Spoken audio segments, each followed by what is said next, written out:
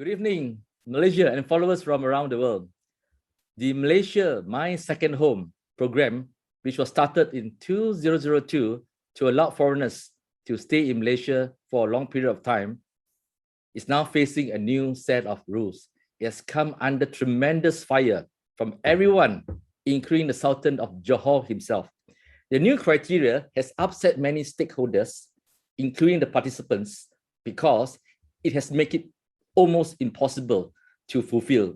Joining us tonight, Mr. Anthony Liew, who is the president of the Malaysia My Second Home Consultants Association, and Miss Madeleine Ekeblad, the Australian who lives in Penang. She's an artist, author, and movie director. And all three of us are Penangites, and it's not intentional. It's just by coincidental, all right? Yeah. Now, welcome on board, guys.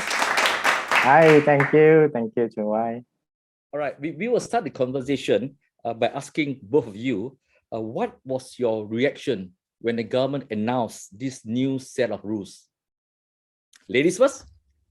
Well, it was a shock. It was very dramatic, especially for us in our 60s and 70s. We, have to look at these renewed rules and think, well, most of us won't be able to afford it. So we are all questioning whether to move. As soon as the flights restrictions are over, we're going to start looking elsewhere, which is unfortunate because, and you'll hear me say this phrase all throughout tonight, is we do not want to move away from Malaysia, but under circumstances we would have to. So very much a shock. Madeleine, why did you choose Penang and Malaysia to settle down? Oh my goodness. We fell in love with Malaysia many years ago. We've been holidaying here for a good 15, 20 years. You have such a diversity here, which even though it's diversity, you have religions, upbringings, backgrounds, and you're all living together as a whole society. And that's beautiful people living together, and that's what we saw. And we were so excited when our MM2H visa application was approved. Our children are well and truly grown up, they're in their 30s, and Peter and I felt like we were a young couple again with the choice of the world in front of us. And Malaysia was our choice. And we looked at Malacca, we looked at Ipoh, we even have driven over to Taraganao and seen those beautiful mosques, the crystal mosque you've got over there. But Penang just called us. And then when we saw the jungles of Mount Erskine, that great big beautiful hills, we look outside our unit here and we just see the monkeys, we hear the birds, and we can afford to stay here, we can afford to live here, and that was one of the biggest criteria of us coming over, especially under the MM2H program. Anthony, what has been your reaction and your customers over these new rules? Yeah, well, when we heard about this new terms, we all were getting shocked. And this drastic change, we think that it's not going to grab the customer to come in Malaysia. We definitely know that this term is too drastic change and too high, extremely high. And another part is we very concerned about the existing customer, as Madeleine mentioned. So if let's say the terms implement to the existing customer is very unfair to them. So that's why we quickly have come out with some statement. I think a lot of related industry come up with the statements. So actually recently we have done our proposal. Then we will send to minister or other related government authority. Then we hope that we can do something on that. And then recently we also see that some of the minister also, they will look into the existing customer, or hope that they can change it. And then of course the new terms for the new customer. So we hope that they will have some changes as well. If you have your way, what will be the conditions that you want to see reviewed or change? For few main things that we hope that they will change is like this offshore income from 10,000 for 40,000.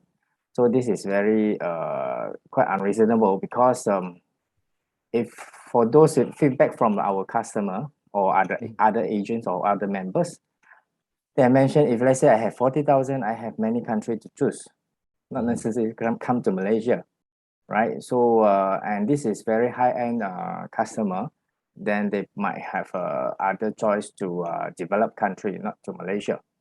Yeah. All right. And then another one, deposit to Malaysia is from 300,000, 50 years old, below 50 years old, from 300,000 up to 1 million. That is too much. It's about more than 3 times increase. And if let's say 50 years old and above, it's 150,000 to 1 million. That one even worse, is 6 times and above different. So we hope that government also will look into it, because if let's say you want to attract people to come in Malaysia, then you can with a lower threshold, but you can encourage them to spend money in Malaysia to spur economic to Malaysia, not only deposit, because deposit just put into the bank and then you just lock it, then it's not help much in economy, as what we see. Yeah. And like another one is to prove the liquid asset also from 500,000 to 1.5 million. That one just approved. And then as we know that a lot of rich people, they won't put the money into the bank only. They have to invest in more higher yield products. So I think this one might have some change. I hope that. Another part is 90 days accumulative stay in Malaysia. This one, for those actually retiree, and then should be not an issue. But actually, MM2H is just a multiple social visa pass. It's not any like PR, permanent residence or this thing. This one normally, this one will apply on this kind of products. It's not for social visa pass. So that's why we hope that it's not implement on 90 days. Perhaps if let's say our government mentioned that they hope that they can come to Malaysia to spend money to spur economy, then of course we agree that maybe 14 days like this, then is reasonable, because for those working, they are planning later, not now to come to Malaysia. They can buy the property and then they come invest, and then after the retirement, then they will come to Malaysia to stay. Or some of the person, it will purchase a property and then they will come for vacation, maybe on and off, right? This one is I think this is a MM2H purpose lah. This is the second home. It's not the first home of them, right? So that they hope that will goes to 14 days, because as Sarawak MM2H, they have this criteria as well, but it's 15 days. So I think plus minus 14 days is so good.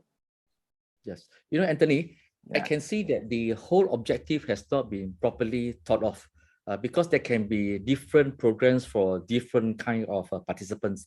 As for example, if we have Jack Ma, tycoons like Jack Ma or Richard Branson, if they were to adopt Malaysia as my second home, obviously it gives a lot of mileage and reputation for Malaysia. They'll be very good spokesmen or ambassadors. But you cannot expect Jack Ma or Richard Branson to stay for 90 days in Malaysia, because these are what they call it, the top quality. Yeah, you ask them to stay 90 days in Malaysia, their business will collapse. Okay, they need to travel around the world. So they have not thought about this seriously. And then for retirees, if you ask them to earn 40,000 a month, I think it's almost near impossible. Many Malaysians are not even earning that kind of money, especially those in the middle class.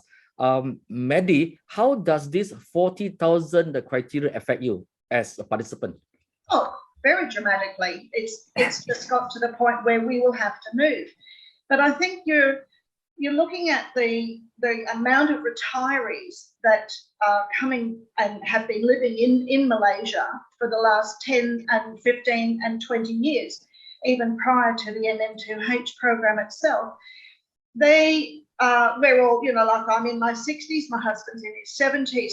We are the baby boomers. And if you look at the baby boomers born from 1946 through to 1964, everyone is in that criteria that are retiring and they want to spend their money. And we are all feeling young at heart, but we've also chosen Malaysia as our choice because you have world-class hospital facilities, you have world-class dental facility, everything that is about Malaysia that we love is what we can afford.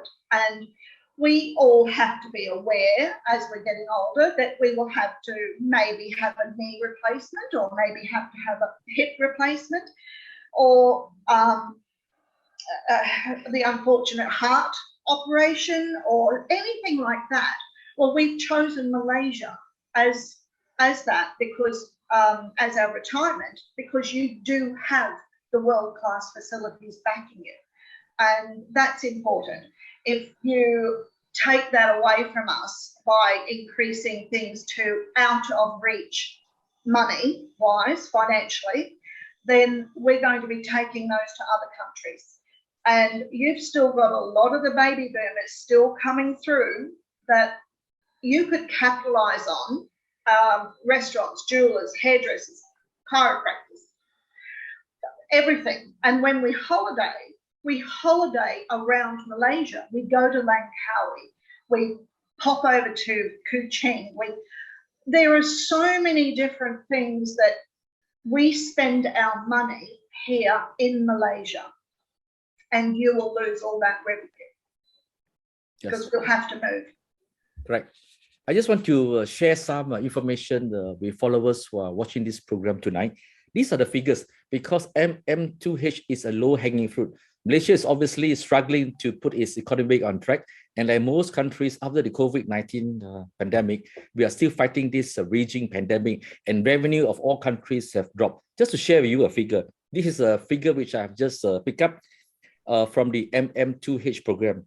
It has a cumulative gross value added income of RM 11.89 billion. I repeat, RM 11 billion from 2002 to 2019 through visa fees, property purchases, vehicle purchases, and monthly household expenditure, and much, much more, including hospitalization, etc. So this is not, in the Malaysian lingo, it's not the kacang putih figures. These are big figures, and these are low-hanging fruits which we need. And we're talking about just perhaps 60,000 participants.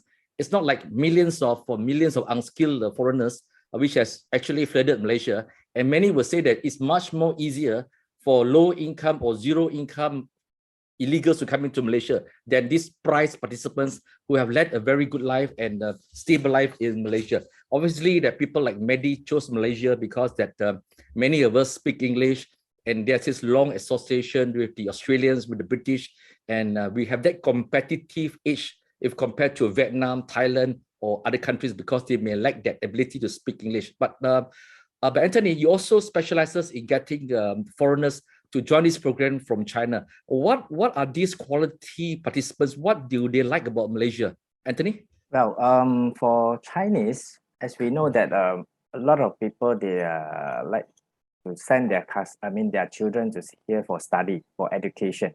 Yeah, I think most of my clients is from, the purpose is education. Then of course, some of that is like investor. They invest the property, and then they come here for vacation. And some of that is of course do for some business, but they are not actively involved in the company because they have a joint partner in Malaysia. But on and off they come here, and then they have to see their business. Then some of that is for future planning. They invest, then they come here for after retired.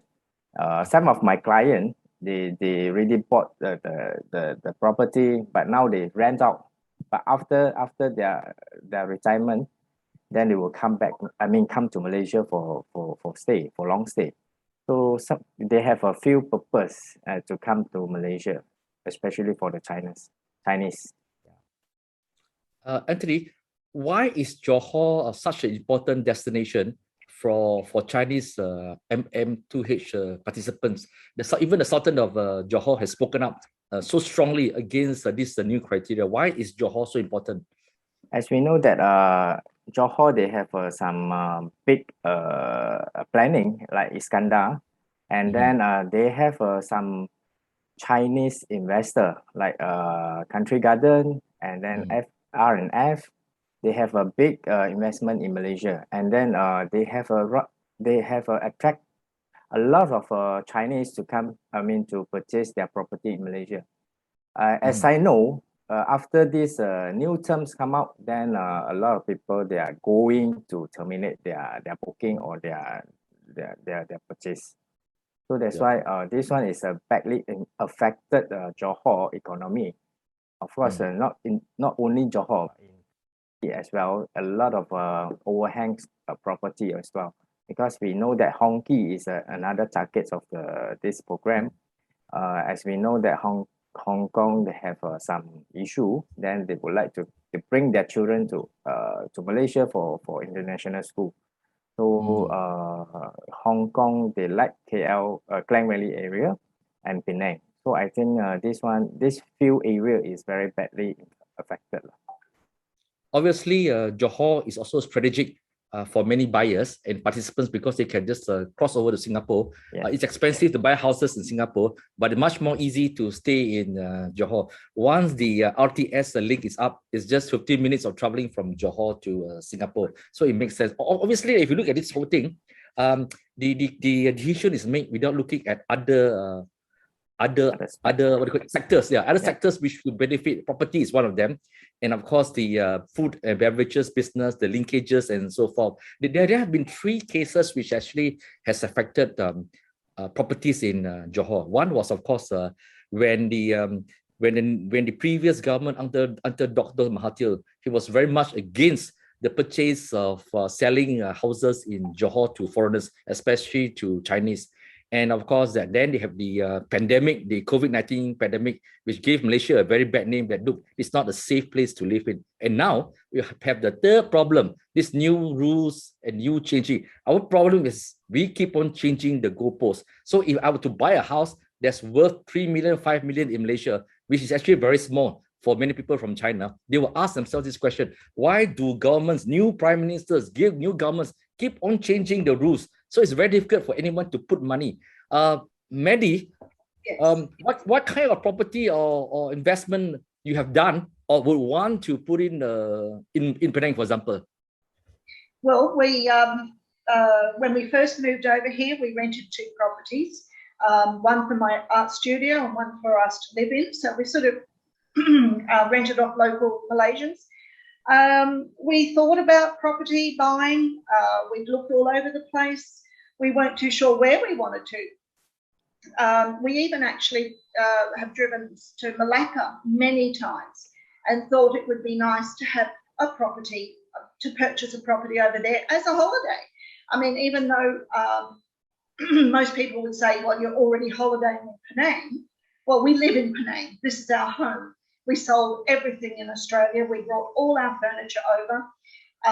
This is our home. We have all our familiar things around us.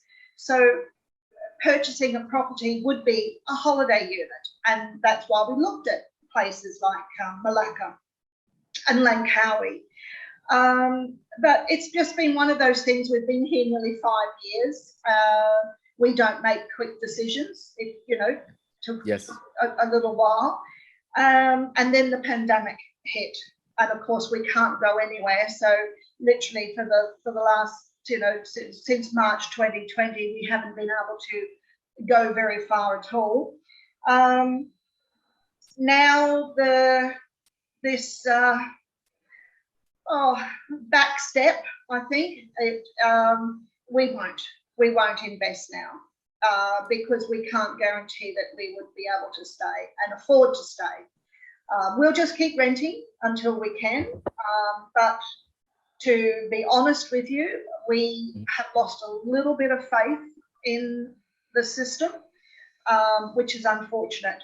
And the changes that they're bringing in are so dramatic and so out of reach that, okay, rethink the whole thing, but create a forum with a few people, with a few people who can advise what to do, how to do it. Maybe go on like Cambodia. They're on a 12-month yearly visa. A lot of other countries. I mean, if you're not going to do the 10-year visa without these huge restrictions, then just take a step back, go a little bit quieter. We'd be quite happy to renew our visas every year as long as there wasn't that dramatic financial commitment. So, you know, there are things to think about. But no, we won't be purchasing a property here now. Mehdi, is it correct for me to say that Malaysia is now actually your only home? Oh, yes, absolutely. And I mean, all my family are in Australia, but our children are in their 30s, and they know that this is our home, and they will come visit us if we can't go visit them. I mean, and actually, they love coming here. Absolutely love Malaysia. My daughter's fallen in love with it as much as I did. So yes, this is our home. And we're being told we have to leave or asked to leave. Mehdi, I can presume that you have gone local, you have gone native, that you're familiar with char kway teow, roti canai, and nasi lemak. Oh, with everything. We just love everything. We go out every day when we can. Anthony, with this new problem that we have in Malaysia, how would Malaysia be compared to other countries which are competing for participants of Malaysia My Second Home? In Thailand, they even have a special lane at the airport for people who participate in their own program. Can you share with us how do we stack up with other ASEAN countries? Yeah, actually, in ASEAN country nowadays they have a Thai retiree program, and then the Thailand they have a few programs. Okay, they have few category. They have a retirement plan. They have an elite program, which just now mentioned, RealChunWai, that they have a special lane for in the airport. All right.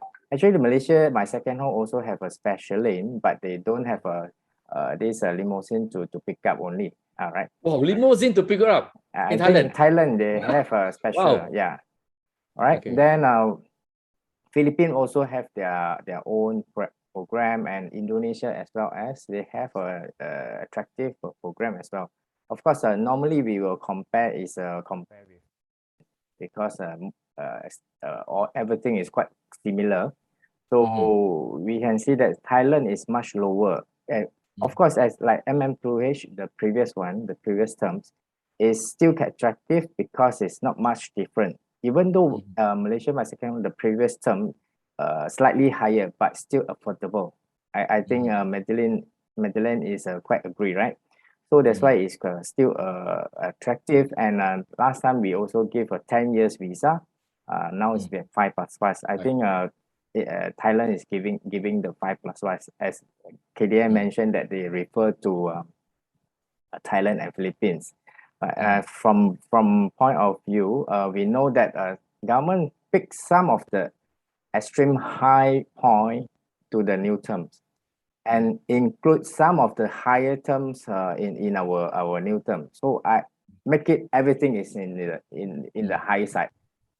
So you can see that Thailand, they have something is a higher side, but it's just a 1 or 2 requirements, and Philippines as well. So I'm not sure how our government they go and compare. When after we see all the comparison, we know that everything from the new terms is on the higher side. Yeah, can't compete anyway. We can't compete anyway. Yeah. All right. So actually, just now, I want to mention again now on this revenue 11.89 billion. Actually, from this is KDN's figure. As we know that we have we saw before the Maltech figure is 21.1 billion. Oh, okay. Yeah, So it's much higher. Yeah. yeah, it's much higher. So I don't know why the figures has a big difference also. It's 10B difference. Yeah.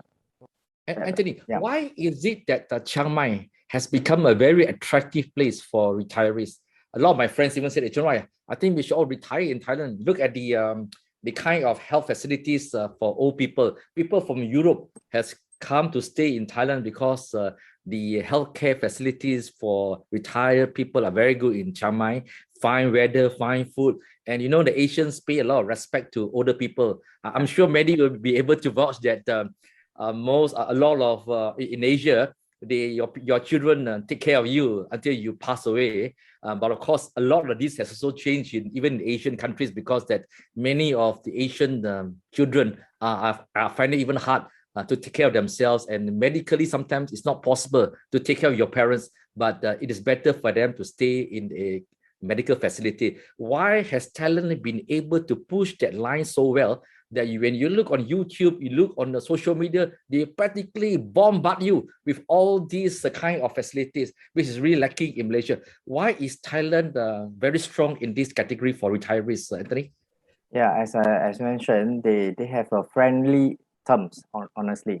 And you can see that some of the requirement like offshore income, they just need about 70,000.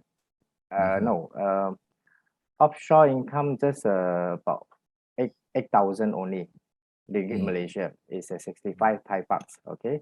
Or another program is they need to show is about 100,000 Thai bucks, means about 12,000 only. So for the retirement, this one is still reasonable, right? So that's why and then of course Chiang Mai have a very good weather, and then of course the food, the culture there is quite good. But of course, I come back to Malaysia. I hope that Malaysia can do something that lower down.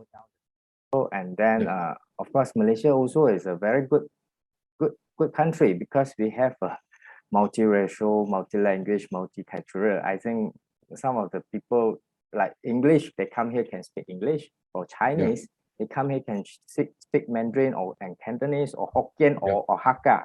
Anyway, right? So Malaysia has more advantage than Thailand. But if let's say Malaysia they don't change, then from our survey also on the existing customer, so if let's say they can't fulfill the new terms, the benefiting country will be Thailand, honestly.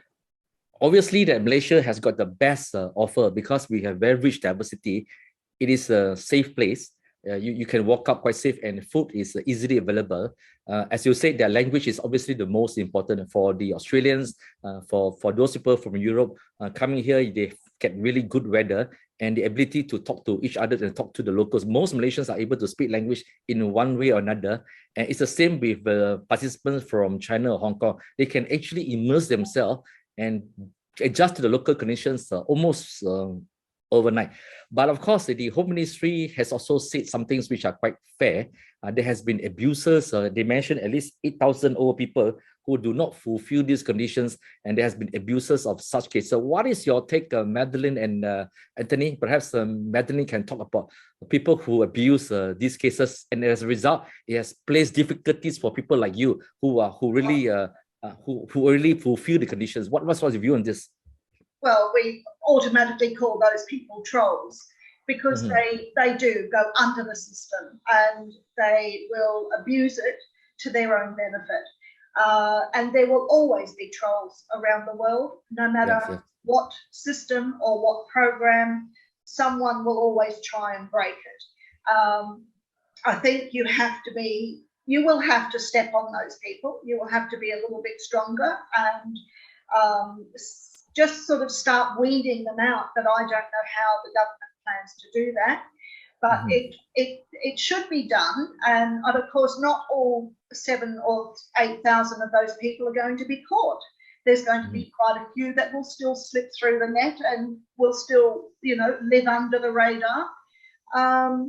But we, as I'm talking about the retired expats here, we don't want to rock the boat. We are very, very conscious of the fact that the Malaysia My Second Home is just that. It's a visa that could be revoked if we break the law or if we step outside the boundaries or anything like that. So most of us are aware of this.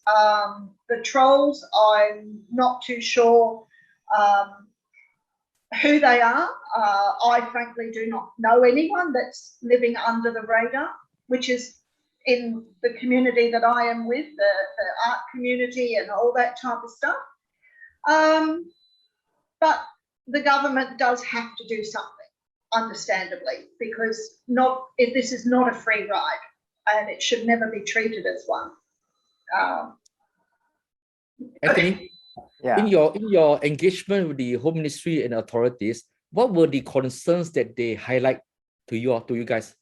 Okay, on this one, actually, as just now I did mention also, because MM2H is not the first home of the applicant. They are their second home. Of course, some of the people, they have sold their property in their origin country, but some of that still not, right? And then, as I mentioned just now also, some of them, they invest property in Malaysia, invest business in Malaysia. So they come on and off. It's not stay long period. Because as we mentioned, second home. So they're not necessary to stay in Malaysia for more than 90 days or something. So before that, they don't have this required also. So means that they can come easily and freely, right? Some of that, they just rent out their property. Then they just come here to vacation, and they especially they come here for shopping. When they shopping, we not calculate.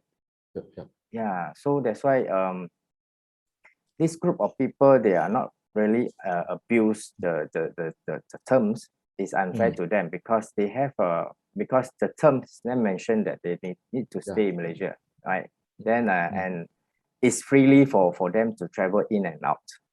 Yeah, as I can say that this program is suited for everyone. Then who can invest some property, and then for retire, they can retiree, they can come here for retirement.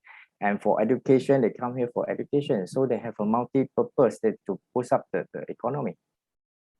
Actually, it'll be much easier if the program is divided into different categories and different sectors so that it'll be easier to implement them. You cannot have a blanket decision and a blanket criteria for all the kind of participants. There'll be the retirees, there'll be the businessmen, and there'll be those who have purchased properties here. So it's easier to implement like in Thailand rather than to have a standard rule. Of course, there are also many people who say that, look, after 20 years, and this program is already 20 years, it's only proper that there is some kind of a review. I think we accept that. There's some kind of a review, but I think that the review and the conditions should be much more rational instead of just something that is thrown on you. You suspend the program for 1 year, and then suddenly the new one is, oh my God, it's frightening. It's hard to accept that. Would you agree, for example, that there are many who say that, look, if you want to introduce these new rules, fine. But for those who have stayed here for a long time, they should not be subjected to such a rule. What is your view, Madeleine? Well, that's, yes. I mean, we were not prepared to have our MM2H agreement rewritten with, you know, such financial commitments. Our visa doesn't run out until 27, but it's just getting to that point where we have now to reconsider that, how long we actually stay here. Because if we are subject to complete changes in 2027, well, my husband will be 80, and there's no way we can up and look for another country to live in at, you know, when he's 80 years of age. That would just be unfair. It would be unreasonable, and that's where we're all feeling as though we've been stabbed in the back. We put everything into I say our country. It's you have such a beautiful place here. Your country is beautiful, and the expats just wanted to share that dream, and that's what we've been doing. And all of a sudden now we've got to look for somewhere else. So we cannot afford to wait if these new rules come in, and we don't know whether they are going to or not. It may take another year or two, but it sounds like the whole program is going to be rewritten. So you will probably lose people like myself and my husband, because we will move prior to Peter being 80. We will have to.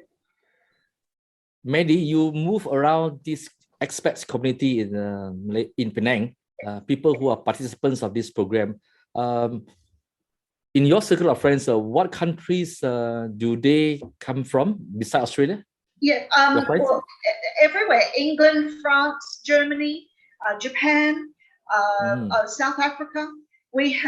There is such a diverse community here, and quite a lot of them actually did purchase property. So just because I'm a renter, there are a lot of our friends that have bought property, and they're the ones that are quite upset about their future. I was only just talking to a gentleman the other day, and he said, "Where would you move to, Maddie?" And I said, "Well, Cambodia is my first choice, rather than Thailand," which a lot of our friends have sort of said, "Yes, we'll go to Thailand." And then he asked me why, so I told him my reasons, and he said, "But would you prefer to stay in Malaysia?" And I said, "Of course. We don't want to move. We really do not want to move. We want to spend our money here. We've got our established medical system. We like the hospital, you know, that we've been visiting for the last 5 years.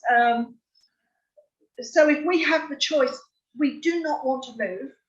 Yes. We cannot afford to stay if these new regulations come into play with such out of reach financial conditions. Simple as that. Betty, a lot of people have these impressions that retirees do nothing else but sit at home and watch TV and be couch potatoes. But I know that you're involved in a lot of programs and activities in Penang. Can you share with us some of the work that you do in Penang? Oh gosh, there's a group of us. That do a lot of fundraising for the Badu Grace Orphanage over on the mainland. Michelle and Gordon run that program through the expats and do a lot of fundraising. So prior to COVID, we were, you know, there was a function probably once a month, and then there's, you know, 2 or 3 balls throughout the year. Now, I mentioned Badu Grace Orphanage. There's also St. Nicholas Blind Institute. There's the Cat Beach for the cat refuge, the dogs. We have so much fun, because even though we're in our 60s and 70s, we're still thinking in our heads we're only 40. And that, you know, that's magic, because that's how we have so much energy. And we raise funds for as much as we can, and that's a feel good for us, because we're definitely doing something for your country and your countrymen, and that is our contribution for you allowing us to live here. And most of us, you know, we swap books, we swap movies. Well, over COVID, we've been swapping jigsaw puzzles and books. So we're keeping each other happy. We're continually talking to each other. We're making sure that everyone is okay in our community as well. There's a lot of fundraising for the people who are doing food collections for the white flaggers out there that need it. that needed help. If they can just have enough money to pay their rent, well, others like us can supply them food or vouchers or something to help the ones who have got no income coming in at all. So in that respect, that was our way of fundraising to help through COVID. So there's a lot that this tiny little expat community of retirees, there is a lot we do behind the scenes. And you know, we're throwing the flag out there and saying, yes, we love doing it, and we will continue doing it. And we'll probably do it wherever, whatever country we have to go to if we can't stay in Malaysia. So, Anthony, your clients, beside those from China, what nationalities are they? We have Japanese, and then of course I have some Indonesian, and then Singaporean. Western, I think I have one or two from Australia and USA, but not much. Right. But just now about mention about never change on the terms. Actually, we have a change. My major term is 2 times major term change. Yes, we have changed. 2002 until 2006, they have one changes, and then 2006 until 2009, they have changes. Actually, from 2009 until 2020, they have a minor changes. They have like last time treasurer. I mean, purchased the property last time is 500,000 only. Then after that, increased to the 1 million. And then last time they have one regulations means that you after you bought the 1 million and above property, then you no need to pay 100,000. But instead of I mean, you can just put 150,000 only. So after that, this one change again. Then no matter you buy or you don't buy the property, you have to put 300,000 first. After that, you can withdraw out. Like if let's say you purchase a property, car, or education purpose or medical purpose. Yeah, actually they have some changes. Actually, we know that if let's say one program they have some issue come out, especially like security issue, they have. I mean, for our opinion, actually, and on in-house and enforcement, they can tighten up this security issue. Yeah, and make it. I mean, program have sometimes have some issue. Then of course we can time to time to change it. It's like 2009 until 2020, they have minor changes.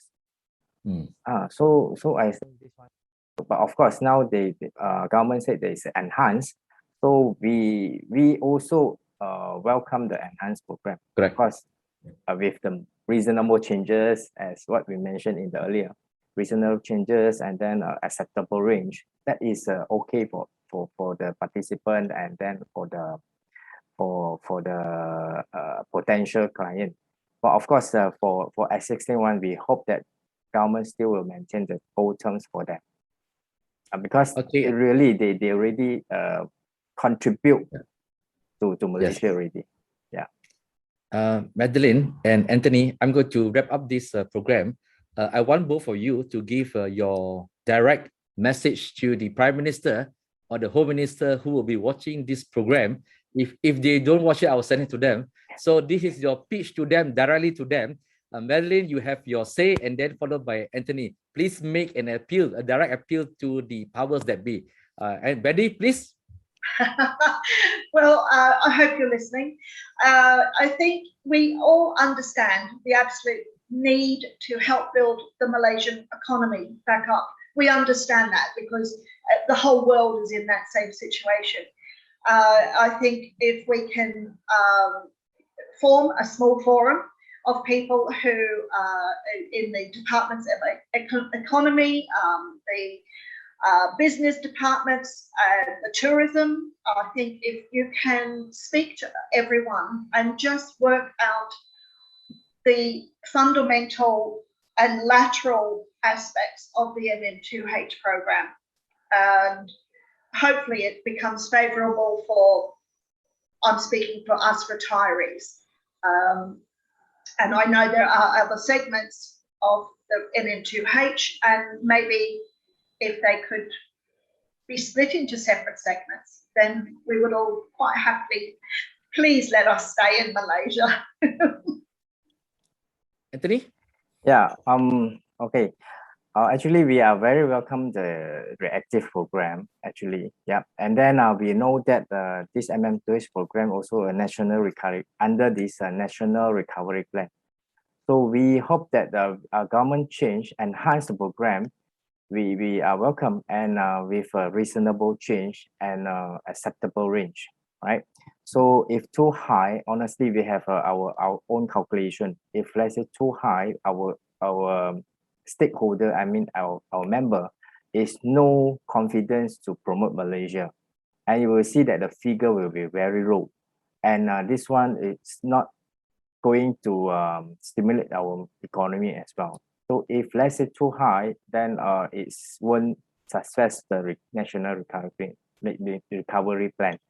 So that government will look into it seriously, and of course we hope that the existing condition, I mean the terms won't apply to the new term won't apply to the existing customer. We hope that the old terms apply to the old customer. Thank you. Yeah. To the Home Minister, Dr. Sri Hamzah Zainuddin, we hope that you would make some adjustment, and as you have promised that you will review some of the criteria that has been laid out. This is important because that these are low-hanging fruits at the time when Malaysia is trying to put its economy on track. And when you look at 20 billion ringgit, it's not a small figure. It is a huge figure. And the number of people who are participating in this program is not that big. It is considered pretty small, but there are people that we value and we want them to continue to stay in Malaysia because they have become part of our community. I hope to see Maddie in Penang. I will invite her to have durance with me, with Anthony. Yeah. To all Malaysians and to all the expats who are watching this community, please do stay in Malaysia because this is the Malaysia that we love. Good night and thank you. Thank you. Thank you. Good night. Good night. Good night.